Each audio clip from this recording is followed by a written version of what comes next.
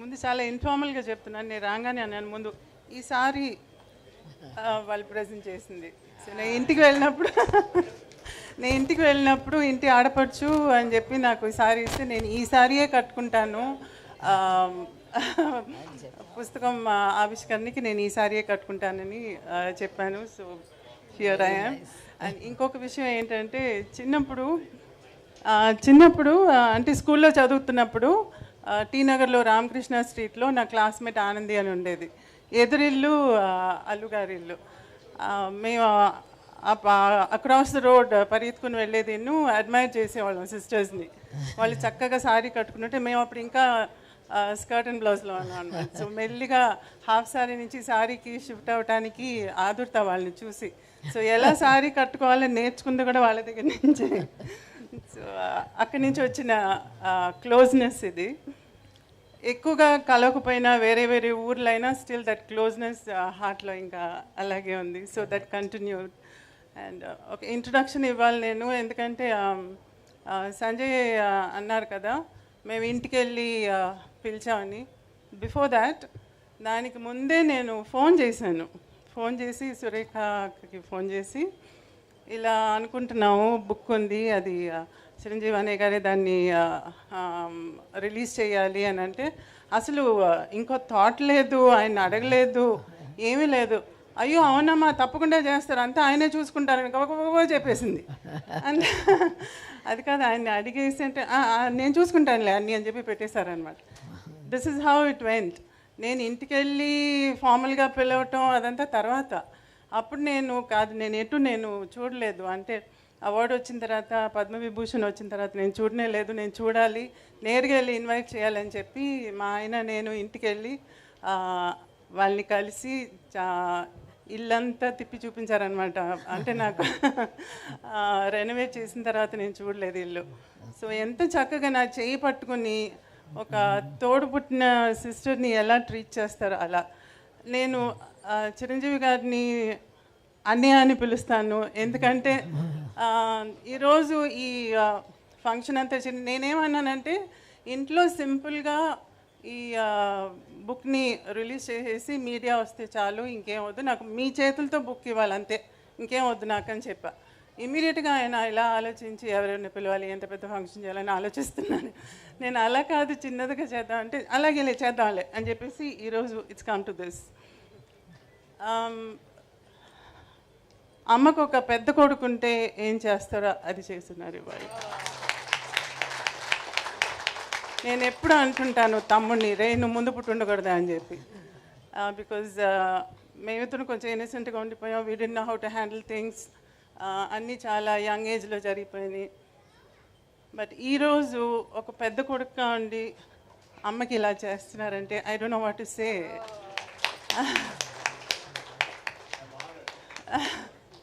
So thank you so much. I have no words.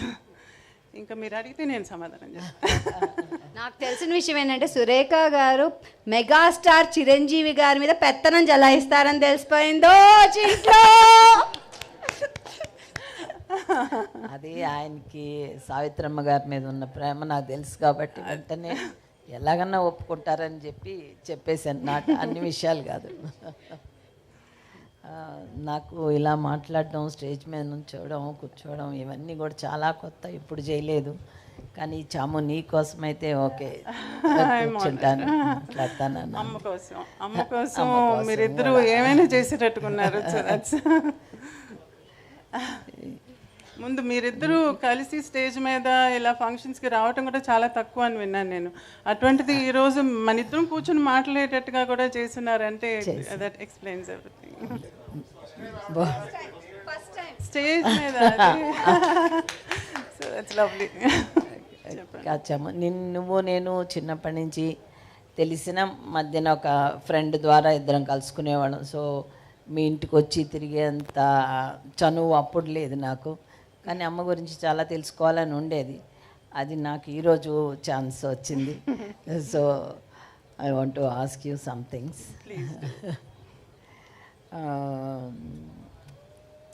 అమ్మతోటి చిన్నప్పుడు అమ్మ చాలా బిజీగా ఉండేవాళ్ళు. కాకపోయినా అమ్మమ్మ గురించి చాలా బయోపిక్స్ వచ్చినాయి, అమ్మ గురించి చాలా బుక్స్ వచ్చినాయి. కానీ మళ్ళీ మీకు ఈ బుక్ రాయాలని ఇప్పుడు రిలీజ్ చేయాలని ఎందుకు అనిపించింది? అమ్మ గురించి ఒక పెద్ద మూవీ కూడా రిలీజ్ అయ్యి పాపులర్ అయింది, మహానటి అని. ఈరోజు చిన్నపిల్లల దగ్గర నుంచి అమ్మ గురించి అంత అఫెక్షనేట్గా మాట్లాడుతున్నారంటే ఇట్స్ బికాజ్ ఆఫ్ మహానటి. మహానటిలో అమ్మ చిన్నతనం, తను చేసిన సేవలు, తన ఒక కంప్లీషన్ లాగా తీస్తున్నారు, from the beginning to the end లాగా తీశారు. కానీ యాక్చువల్గా మీరందరూ మహానటి అని చెప్పి ఆ పేరు పెట్టింది ఎందుకని?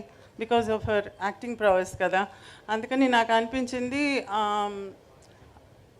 అమ్మ ఫిల్మోగ్రఫీ లాగా ఒక బుక్ ఉండాలి, వేర్ తను చేసిన ఇంపార్టెంట్ ఫిల్మ్స్ అన్నీ ఒక రికార్డ్ లాగా ఉండాలి ఒక బుక్లో. అదైతే పర్మనెంట్గా ఉంటుంది. దాన్ని చదివితే ఒక్కొక్క ఫిలింలోనూ ఆ క్యారెక్టర్కి ఉండే ఇంపార్టెన్స్ ఏంటి, ఎందుకని మహానటి అయింది అనేది ఎక్స్ప్లెయిన్ చేసేటట్టుగా ఉండాలి.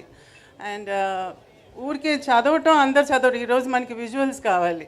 అందుకని మంచి ఫోటో ఉంటే దాని పక్కన ఒక రైటప్ ఉంటే చదవటానికి ఇంట్రెస్టింగ్గా ఉంటుంది. దానికి the best person is Sanjay, ఎందుకంటే తన దగ్గర అన్ని ఫోటోగ్రాఫ్స్ అన్నీ ఉన్నాయి, తన దగ్గర చిన్నప్పటి నుంచి కలెక్ట్ చేసింది. సో నేను తన దగ్గరికి వెళ్ళి నాకు ఫోటో ఉండాలి, పక్కన మూవీ గురించి రైటప్ ఉండాలి, అలా నాకు ఒక బుక్ కావాలి. సో జనరేషన్స్కి, మా ఫ్యామిలీకి కానివ్వండి, లేకపోతే మీ అందరికీ కానివ్వండి, మీ ఫ్యామిలీస్కి కానివ్వండి, జనరేషన్కి ఒక రికార్డ్ లాగా ఉండాలి అమ్మ గురించి అని చెప్పి నేను ఆ బుక్ని రెడీ చేయాలనుకున్నాను. దిస్ ఇస్ నాట్ అబౌట్ చిన్నప్పుడు దాని గురించి ఎలా ఉన్నారు, పెళ్ళి గురించి, పిల్లల గురించి, తర్వాత ఏమైంది, ఇదంతా కాదు. దట్ బుక్ ఇస్ ప్యూర్లీ తన యాక్టింగ్ గురించి, మహానటిగా తన యాక్టింగ్ గురించి మాత్రమే ఆ బుక్లో ఉంటుంది.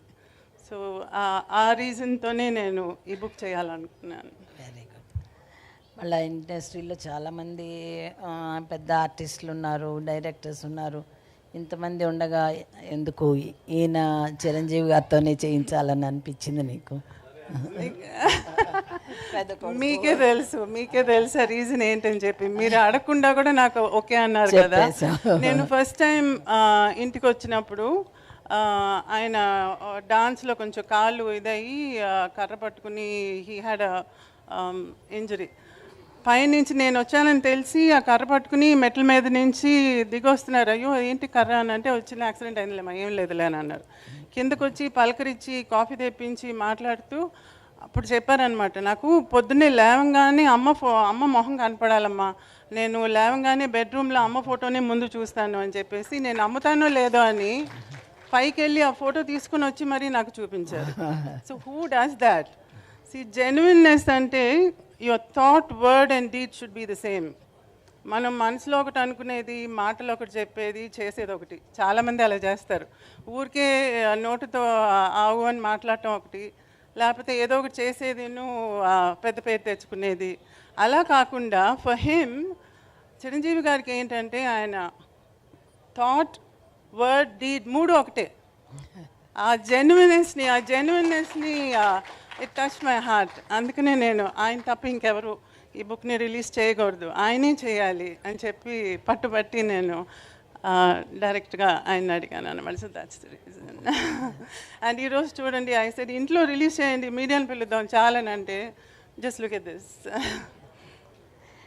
ఇంకా కొంచెం పర్సనల్ విషయాలకు వస్తే, మేము మా చిన్నప్పుడు మా నాన్నగారు చాలా బిజీగా ఉండేవాళ్ళు, చాలా మిస్ అయ్యేవాళ్ళం. కానీ అమ్మ మాతో ఉండడం వల్ల మేము మిస్ అయ్యేదాన్ని కొంచెం తగ్గింది. అమ్మ అన్నీ చూసుకునేది కాబట్టి. కానీ మీ విషయంలో అమ్మ నాన్నగారు ఇద్దరు కూడా చాలా బిజీ కదా, మీరు ఎంత మిస్ అయ్యి ఉంటారు?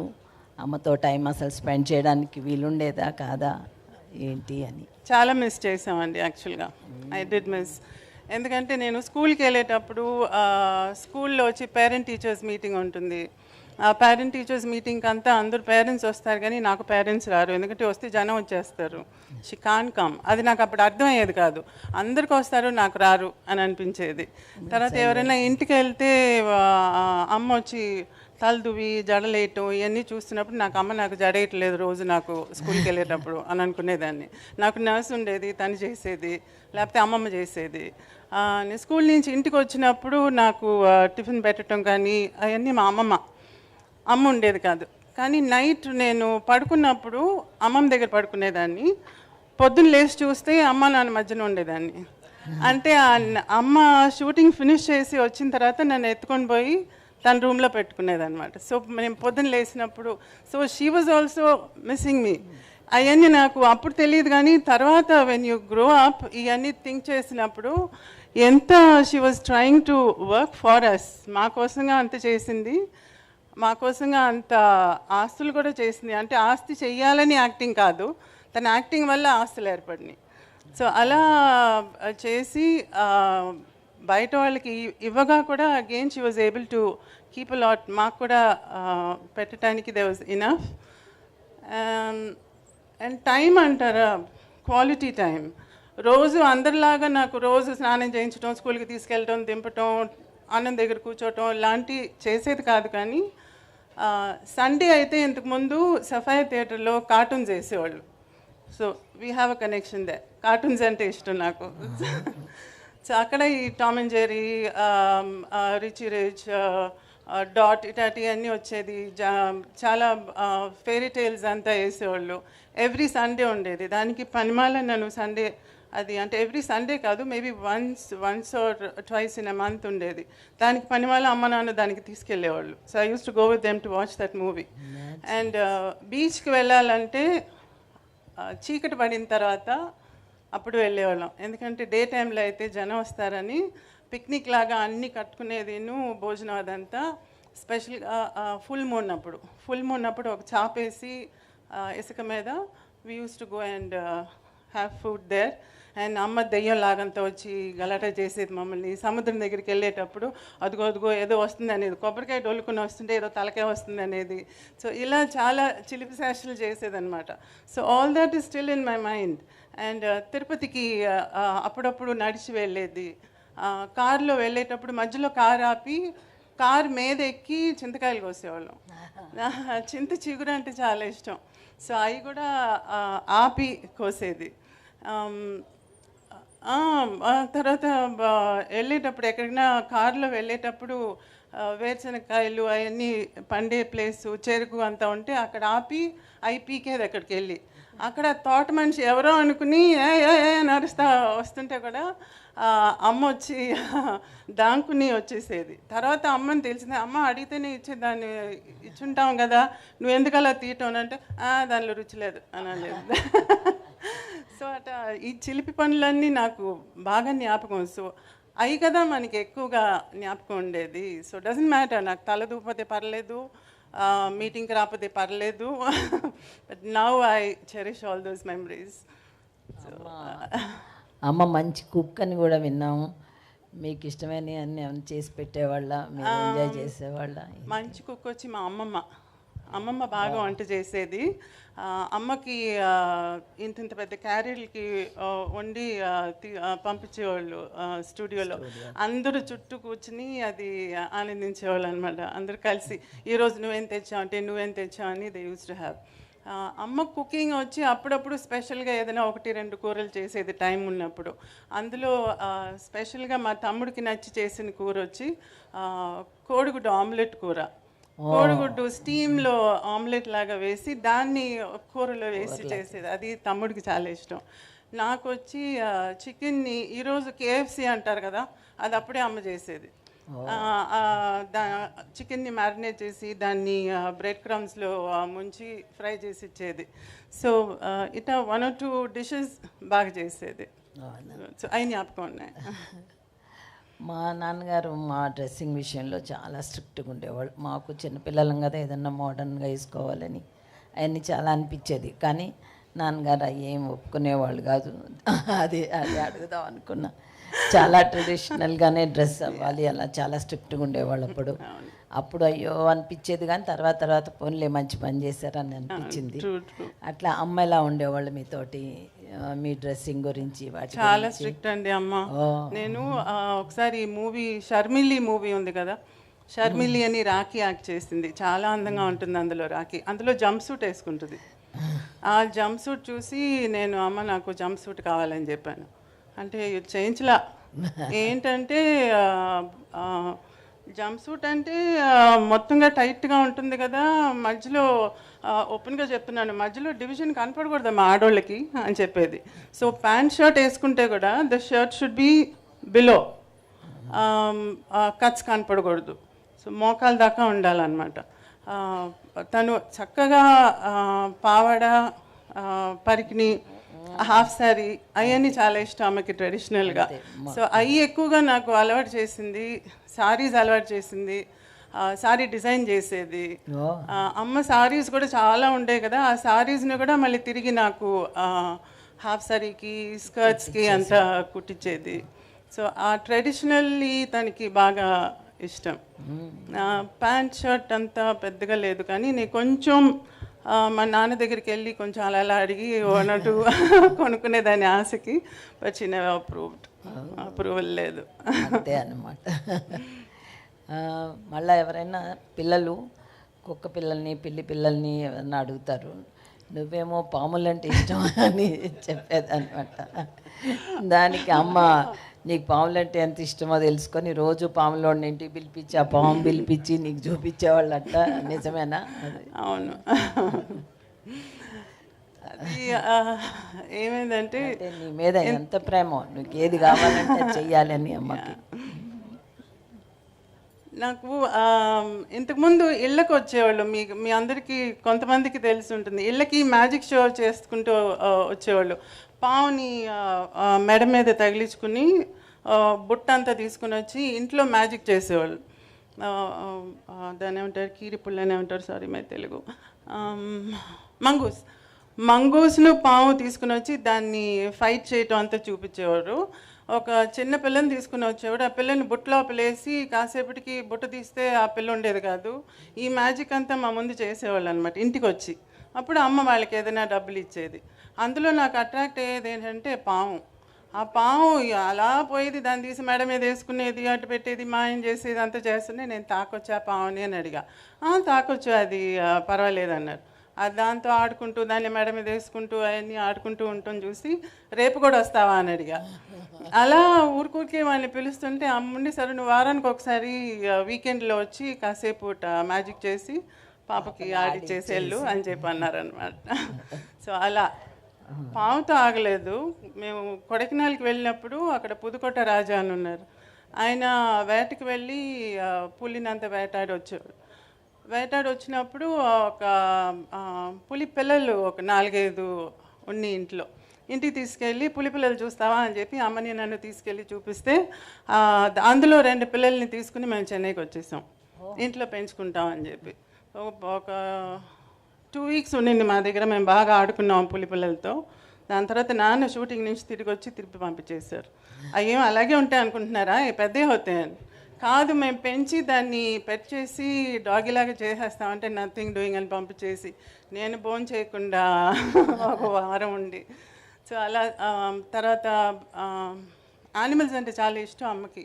కుందేళ్ళు ఉండేది ఇంట్లో, నెమలు ఉండేది, అండ్ దెన్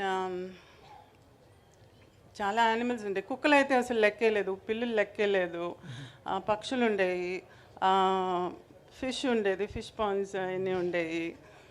సో ఒక చిన్న జూ ఉండేది ఇంట్లో.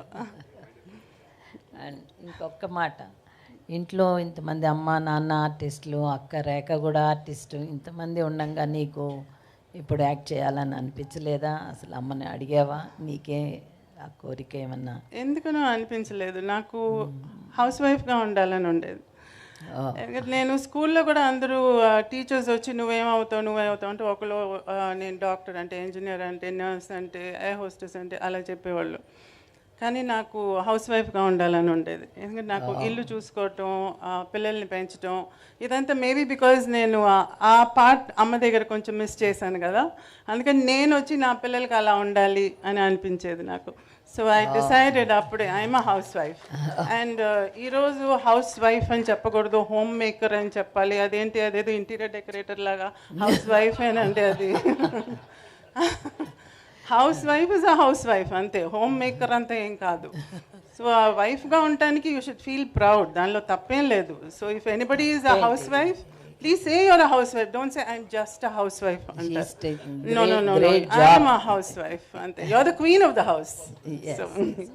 అదే నేను ఇంకా లాస్ట్లో అడుగుదాం అనుకున్నాను కానీ నువ్వు ముందే చెప్పేసావు.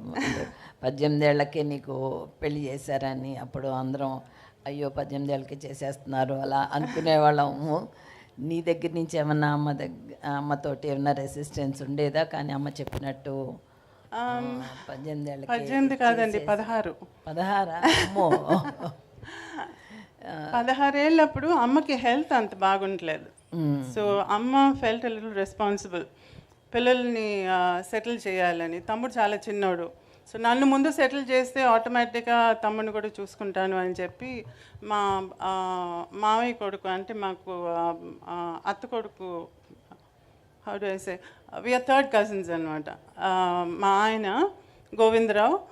సో ఆయనకి ఇచ్చి నన్ను పెళ్లి చేసుకుంటే ఆయన నన్ను చక్కగా చూసుకుంటారు, ఫ్యామిలీలో ఉండే ఆయన అని తొందరగా పెళ్లి చేసింది.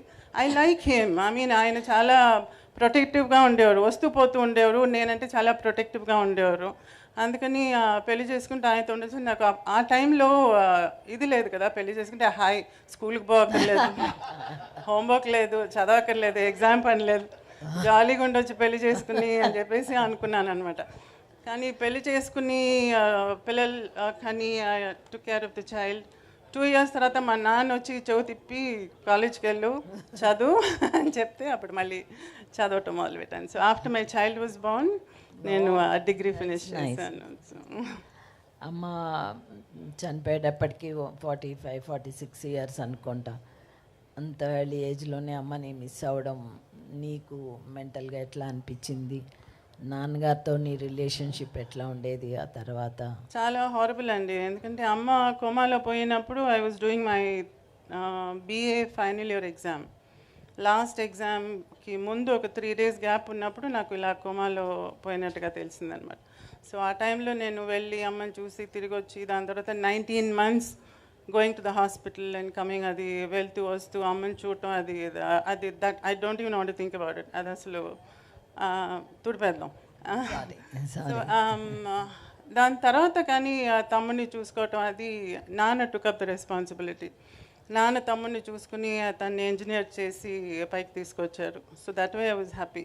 నేను ఇంటికి వెళ్తూ వస్తూ ఉండేదాన్ని, తమ్ముడు వస్తూ ఉండేవాడు. ఈరోజు తమ్ముడు బాగా సెటిల్ అయ్యి యుఎస్లో శానోజేలో ఉన్నాడు. నేను హ్యాపీగా సెటిల్ అయి ఉన్నాను. అండ్ అదర్ థింగ్, చాలామంది ఏమనుకుంటారంటే ఆవిడ అన్నీ పోగొట్టేసింది, ఏమీ లేదు, పిల్లల్ని ఏం లేకుండా చేసింది అని అంటుంది. నో నో నో, అదంతా నిజం కాదు. ఎందుకంటే అమ్మ దగ్గర ఇంత ఉండేది కాబట్టి she was able to give this much, but still this much is there for us. So తను సంపాదించిన దానిలో పోగొట్టింది, ఏమార్చి తీసుకున్న వాళ్ళు అంత పోగా కూడా still there is enough to keep both of us happy. So ఇది అమ్మకి కళల మీద ఉన్న ప్రేమ వల్ల మేమందరం ఈరోజు చాలా బాగున్నాం. ఈరోజు మీ ముందు ఇలా నేను కూర్చుని ఉన్నానంటే అది because of her. So I'm always thankful to her. మీ పిల్లలకి ఎవరికి కూడా ఆర్టిస్ట్ అవ్వాలని కోరిక లేదు? ఆయన అడిగారండి ఒకసారి, మా బాబుని చూసి రెండో వాడిని, మీకు ఏమైనా ఐడియా ఉందా సినిమాలకి అని చెప్పి మా రెండో వాడిని చూసి అడిగారు, అభినయ్ని. దాసరి గారి దగ్గర ఒక మూవీ చేశారు యంగ్ ఇండియా అని చెప్పి. ఆ టైంలో అది చేసేటప్పుడు మిగతా ఫిలిమ్స్ అయ్యి ఒప్పుకోకూడదని చెప్పి చేయలేదు. దాని తర్వాత కణితం ఏదే రామానుజం అని చెప్పి మ్యాథమెటిషియన్ రామానుజం మెయిన్ క్యారెక్టర్ చేసి అందులో అవార్డు వచ్చింది. ప్రెసిడెంట్ కూడా చూశారనమాట ఆ టైంలో ఆ మూవీని. సో మంచి పేరు వచ్చింది దానికి. సో కొంచెం సెలెక్టివ్గా పోయాడు. ఈరోజు he is basically a sportsman. So టొరంటోలో పక్కన ఒక అకాడమీలో, ఒక స్పోర్ట్స్ అకాడమీలో ఈరోజు టేబుల్ టెన్నిస్ సెక్షన్ని చూసుకుంటున్నాడు అనమాట తను. But still he likes acting, emotional acting అంటే ఇష్టం తనకి. ఏదైనా స్పోర్ట్స్కి సంబంధించిన క్యారెక్టర్ వస్తే బాగున్నామా అని అంటూ ఉంటారు. So let's see if he's lucky he might get something. మా పెద్దోడు వచ్చి he's behind the screen. Short films చేసే కోర్స్ని యూనివర్సిటీ ఆఫ్ కాలిఫోర్నియాలో చేస్తున్నారు. అండ్ ఈరోజు బెంగళూరులో, చెన్నైలో, ఊటీలో అంతా he takes workshops for those who take short films. So workshops చేస్తుంటారు షార్ట్ ఫిలిం చేసే వాళ్ళకి. So, and he, that's, both of them are sort of in the same field. So. ఒక్కటి final last question, Mahanati movie చూశారు కదా, నీకు అందులో అన్నీ కరెక్ట్గా ఉన్నాయి అని అనిపించిందా, ఇంకేమన్నా చూపించి ఉండాల్సిందని అనిపించిందా, ఎట్లా అనిపించింది? మహానటి మూవీలో చాలా కాంట్రవర్సీస్ వచ్చినాయి బయట నుంచి, బట్ నాకేంటంటే దానిలో నాకు అప్సెట్టింగ్గా నాకేం కనిపించలేదు. The whole thing was true. ఎందుకంటే నన్ను ప్రతిదీ నన్ను అడిగే చేశారు. అందులో కొంచెం ఎక్స్ట్రాగా చూపించింది వచ్చి సినిమాటిక్గా డ్రమాటిక్గా చూపించాల్సి వచ్చిన దానివల్ల చూపించడమే, కానీ అదర్వైజ్ దానిలో చూపించిన ఫ్యాక్ట్స్ అన్నీ true. And I was very touch to hear one of the ఇంటర్వ్యూస్లో మీరు వచ్చి మహానటి టైంలో అడిగినప్పుడు మీరు అడిగిన మొదటి ప్రశ్న వచ్చి చాముండేశ్వరి గారిని అడిగారా అని అడిగారు. See, that is what I meant. Why should he bother about what I feel కదా? సో ఆ కనెక్షనే నాకు ఈ రోజుకి కూడా still I feel that affection is still there. So I'm happy about Mahanati అండి. థ్యాంక్ యూ చాము. Thank you. It was so nice talking to you in the open. And నా కోసంగా ఫస్ట్ టైం స్టేజ్ మీదకి వచ్చి మాట్లాడింది చాలా థ్యాంక్స్ అక్క, చాలా thanks. Thank you so much ఇద్దరికి. సురేఖ గారు as a host, a big round of applause.